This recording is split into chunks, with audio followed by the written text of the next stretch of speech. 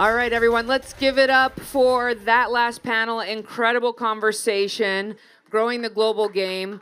This is a collective international effort, so we appreciate them joining us today. This next panel, I am so fired up about. Regardless of whether you've been in the States or around the world, there is no doubt that women's basketball is on absolute fire. And so much of that is attributed to the NIL space, and particularly what's happening in college basketball. And so we are going to be joined here today by two incredible female collegiate athletes, one of my favorite talents on ESPN, and the incredible legend that is Rita Ferro, who leads advertising at Disney. But I want to invite up our next host, Sara Fischer, who's been crushing it at the Women's Sports House and around the industry all day today. Sara, come on up. JuJu Watkins, USC women's basketball star. Come on up, JuJu. I want to be these girls when I grow up. Kiki Rice, UCLA women's basketball star. Elle Duncan is with us, ESPN host on the Big Three. Let's go, Elle. And Rita Ferro, president of Disney Advertising. Sara, over to you.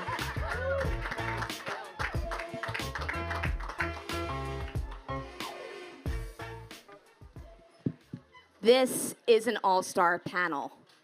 Two of the greatest legends in sports media, two of the greatest legends in college basketball, all women, all at Cannes at the Women's Sports House. Can we just get a round of applause for them being here? Rita. Yes. And Elle, because you're a part of Rita's fam, you brought two of the hottest college basketball stars in the world with you to Cannes. So clearly this is a big focus for ESPN and for the Disney family is the investment in women's sports. Rita, you run the business. Walk me through what the opportunity is for your company in backing women's sports, rights, et cetera, and for the brand marketers who want to work with you. Absolutely. So first of all, thank you for having us. We're thrilled to have these three talent, because I have Elle in that bucket, who make us look amazing every day. But ESPN has always been at the forefront of covering women's sports for the last 25 years. We say it's like now everyone's excited about it. It's not a moment, it's a movement. And we've been investing in it for 25 years in partnership first with the WNBA, but really around college sports because we've doubled down on the investments we're making in college sports and recently announced a big deal with the NCAA around 8 championships, both on the women's and men's side. Because these are the talent and the stars of the future. And candidly, we've been having conversations with brands for years. And I would say the last 2 to 3 years, you've seen the momentum in women's sports. You've seen the commitment behind brands in women's sports.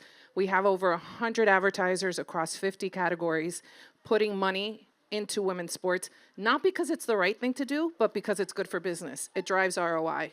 And that is exactly why every brand should be behind investing in this talent, because this talent is the talent of the future. We're seeing it now play out in real time in the WNBA, and I'm thrilled of what we're going to see from these ladies in the future. It's absolutely incredible, especially yesterday. We walked through just the ratings spike for the NCAA, and one of the interesting things, JuJu, I'm curious your take on this. When we were looking at the ratings the past few years, I think people think that there was this massive spike in 2024, but actually it's been slowly rising, right? 9 million in 2022, 9.4 in 2023, obviously over 18 in 2024, but it's not an overnight thing. For you as a player, how do you feel about the sudden attention that's being thrusted at you guys, at college athletes? Do you feel like it's as jolting, or do you feel like it's been more gradual? Well, for me, it was my first year in college, so it was kind of everything at once. I mean, of course, with the stardom from last year and Caitlyn Clark and big names like Angel Reese and the attention that they were able to grab definitely propelled it more. But just being my first year, I was kind of thrown in the fire, not aware of how crazy it would be. But, I mean, it's amazing, and it's also validating. And for me, I always grew up with a dream to play in college. So to actually get there and just see how many supporters we were able to get playing in front of packed crowds and the viewership numbers, I mean, it was really I was really living out my dream. So my goal is to continue to contribute to that, to the viewership, to the supporters, and kind of help drive it up even more. You being here is our dream, so thank you for making this happen. In terms of, you mentioned Caitlyn Clark and Angel Reese, I think all of us were unprepared for what that narrative would be when Caitlyn got to the WNBA, some of the headlines around it, some of the drama. For you, a few years back, looking up at that, seeing that that is hopefully that trajectory, that path that you're going to take, what's your reaction to all of the headlines and stuff that's coming out?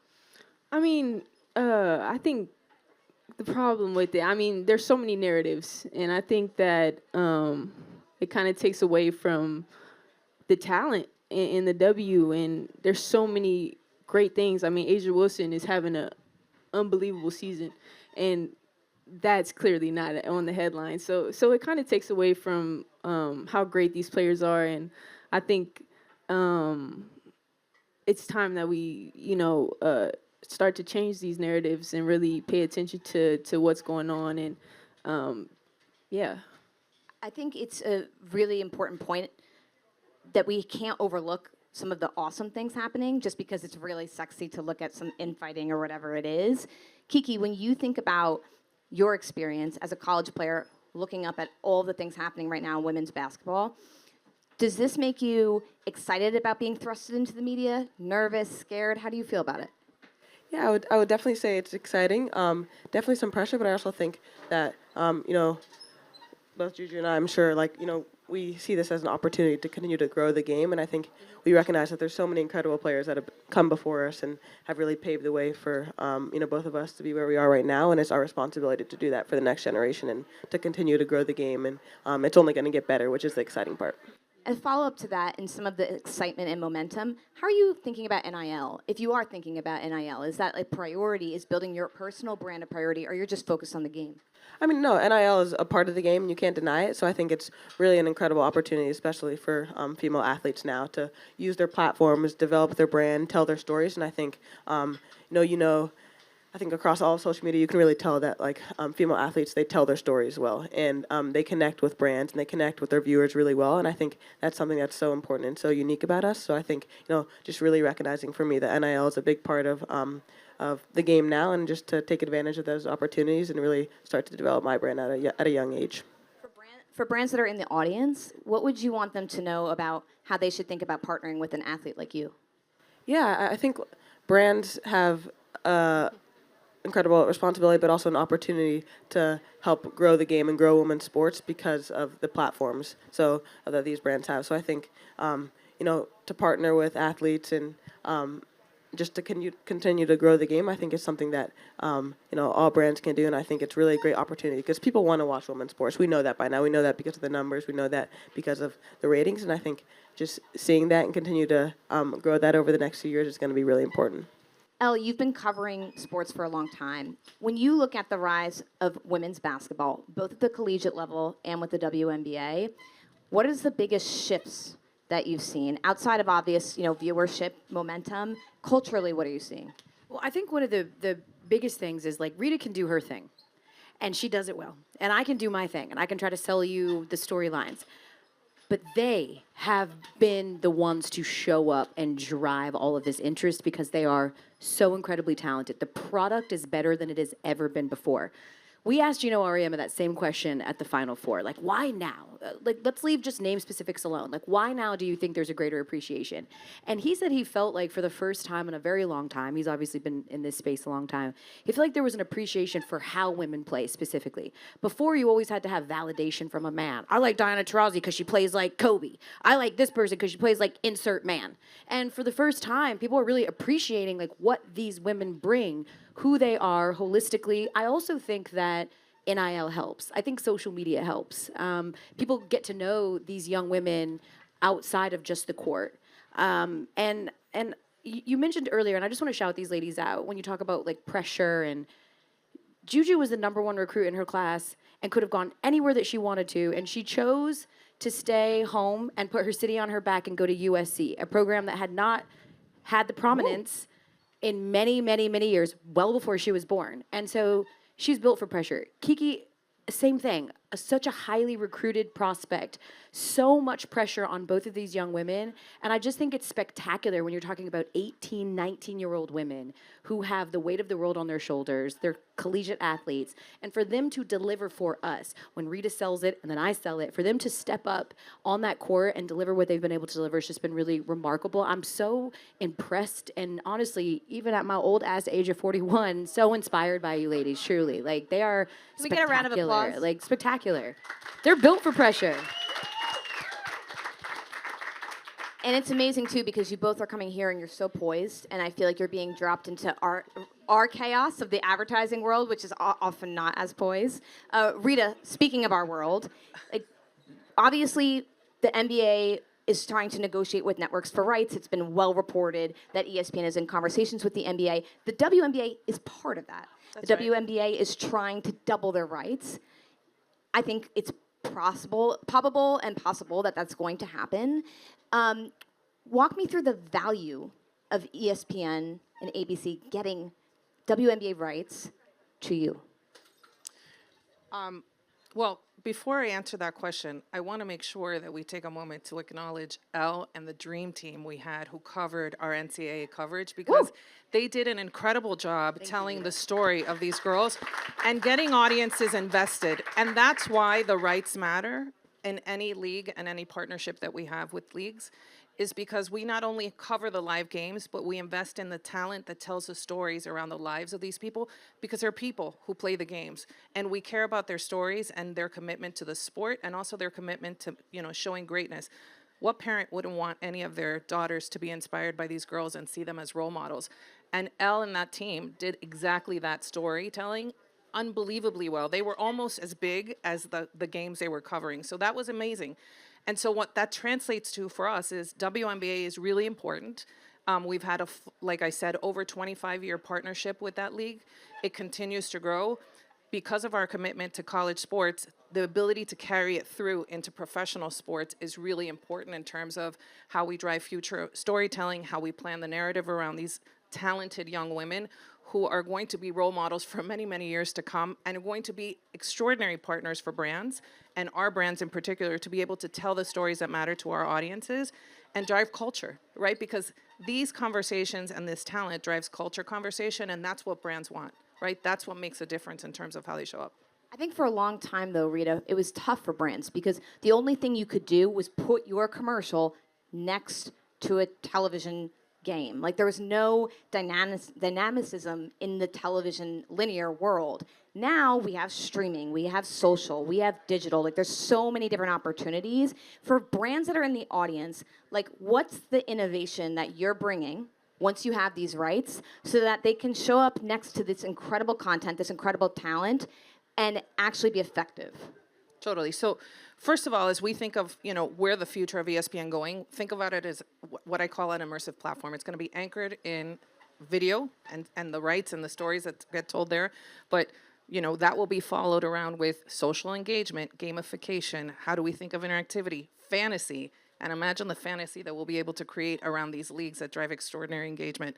But we recently announced, I think you're aware of it, in January, that we were going to do something called Disney Magic Words, which really was around taking metadata around all of the content that we have that tracks emotion and scenes within a story. This would be sports.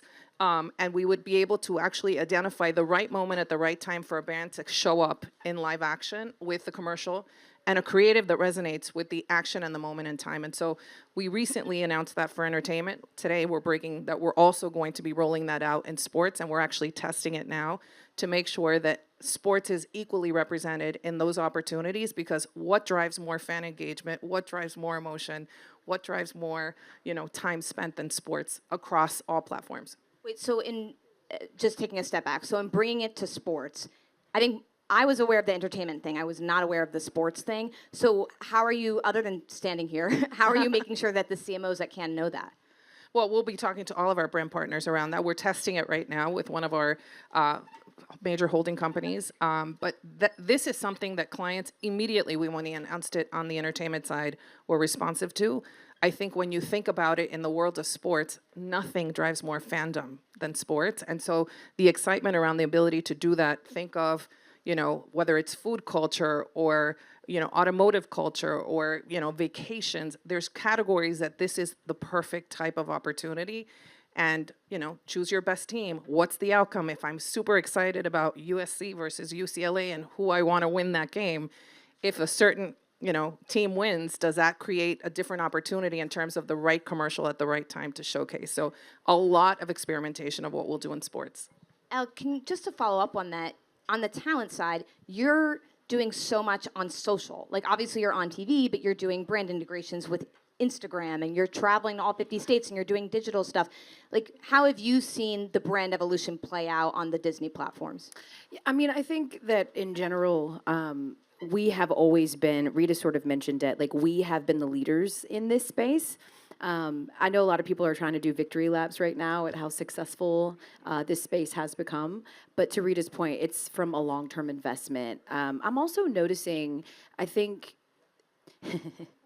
I'm not going to get on a pulpit here, but I recently consulted with a major sports team who is bringing a soccer club to a respective city. I signed an NDA. I'm being very vague, I know. But one of the things that I would love to, in my minute here with some of these major brand partners that are in this building, is to implore you all to, there's a few ways I think that you can really show up in this space better. I'll be the one to say it. Equity means spending the same amount of money on these women as it does in your male spaces. Like,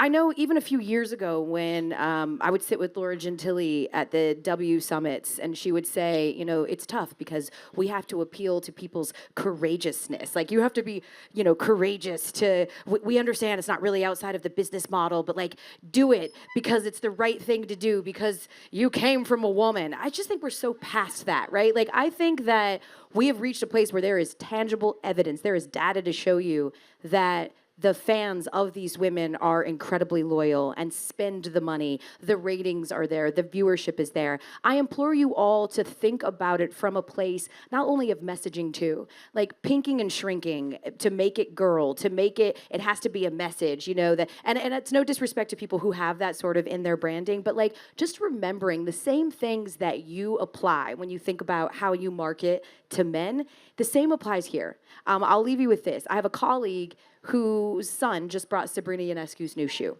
And she was like, thank you. He's 14. And she was like, thank you. I'm just so proud that I'm raising an ally. And he was like, Mom, I just think her shoe's dope. Like, I like the color splay. And I think it can be as simple as that. I think sometimes we overthink it and we try to make it about, the unity of it all, she can be anything she sees cup. Like, that it's a lane, but I also think that that's sort of the next phase of all of this is rethinking how we are marketing to women, how we are marketing women, and just the understanding and knowledge that true equity means that we are marketing to men the same way. We want boys to buy Sabrina's shoe just because it's a cool shoe and not just because they came from a woman and it's the right thing to do. So I'd ask you to really take that back with you and put your money where I know your heart and fandom is. Like, so many of you say that you watch these girls play, but the best way to invest in them is to invest in what they do. Can we get a round of applause for that? I could not agree with that more. And by the way, that's why we're here.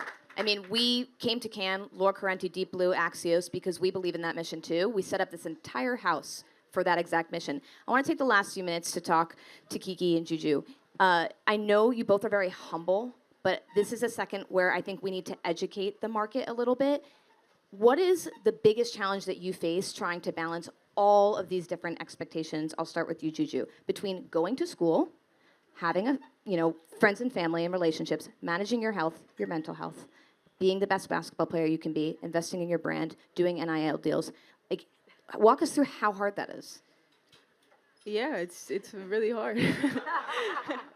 I think just putting my time where I think like I need it the most. If it's my mental health, I'll take a break from what I need to do. If I'm falling behind my grades, I'll go study.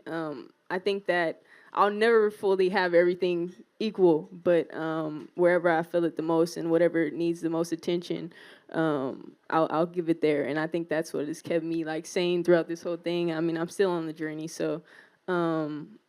But honestly, I would say basketball is the main thing. I try to be the best I can for my team, so that's where I put most of my energy and try to sort everything out after that. So. And just in putting basketball as the main thing, how do you deal with some of the trade-offs of, a brand wants your time or attention? Like, how do you handle those situations? Yeah, it's a part of the business of it all, and we're so grateful that we're in the space and time now where we're able to have these opportunities to become essentially businesswomen and be able to learn so much at this age. I'm definitely grateful for that. So I would just say it's a part of the business, and I don't take it for granted. So I try to juggle as best as I can. That's a very good mentality. And Kiki, sort of going back to the conversation we had earlier around all of the momentum of the Caitlyn Clark storyline and the Angel Reese storyline, I think one of the things that got lost in that storyline is that these are just really smart, strategic, and kind people. Suddenly they became gamified themselves as part of the narrative. How do you try to make sure that you can stay grounded throughout all of this and not get caught up in some of these superficial narratives? Yeah, I think it's difficult at times because that's what the media portrays. That's what they want to, the narrative that they want to push. But I think so much of it is about staying grounded, and continuing to just be yourself. I think something that's really important for me is telling my story and where I came from, who I am, and I think storytelling is so important because it gives the audience, gives fans really an opportunity to get to know me as not just a basketball player, not just who they see me on the court, but who I am off the court, and that's a huge part of who I am. Like JuJu said, we're businesswomen at this point, and I think, continuing to just, grow our business aspect of our lives and, just telling the story of ourselves beyond basketball players is really important for me. What's the one thing about yourself beyond being a basketball player that you want people to know? Tough one. Let's see. Beyond just being a basketball player, I would just say how passionate I am about so many other issues, whether that's gender equity in sports or racial equity. I think just having the experience playing basketball really exposed me to a lot of other things. Growing up, I played with tons of guys. Like the first teams that I played on were all guys basketball teams. So having played with both guys and coming over and playing with girls when I got older, I really had the experience of how different it is. And I think I wouldn't want that to continue. And I know we're getting better in that area, but I think just having both of those experiences and really being able to draw the parallels and differences is something that I think it's really cool that I'm able to do. That's incredible that you can be an ambassador to that experience, by the way, because it's not just about living it, it's also being willing to tell the story. For sure. I really appreciate JuJu, Kiki, Elle, Rita. Thank you so much for joining us today at the Women's Sports House. Thank you. Thank you. Before we let them go, just a few of the big takeaways of things that we learned today. Rita, not a moment. This is a movement. I think we'll see that with the ratings that come up again next year, that this is not going away. You are doubling down on college sports, NCAA, but also obviously you're fighting for the WNBA rights with the NBA package. You highlighted the transition that Disney can uniquely do in tracking the journeys of folks like JuJu and Kiki all the way through from the collegiate level to the professional level, and that's very, very unique. JuJu was talking about coming in, college, all the spotlight, NIL. It felt like everything hit at once. You've been able to manage it with such poise. We talked about how there's so many narratives that are positive and amazing, thinking about Asia Wilson's amazing season, and how the media is not always covering it as much. That's something that I take away as my personal duty. I'm sure Elle's thinking about that too, is making sure that we're covering all the best stories. Kiki you see your role as an opportunity and NIL and your participation in it to grow the game, which I think is really interesting. The two things are not competitive with each other. They actually bolster each other, which is so smart. Elle, thank you for calling out the fact that JuJu put her city on her back. I think we don't recognize how much we expect of some of these incredible athletes, not just to be brand ambassadors, but to be community ambassadors. And so for every single brand that's in the audience today, we urge you to get in touch with Rita. Make sure you understand how you can support Kiki, JuJu, and all of the NCAA players, and then the professional players as well. Thank you.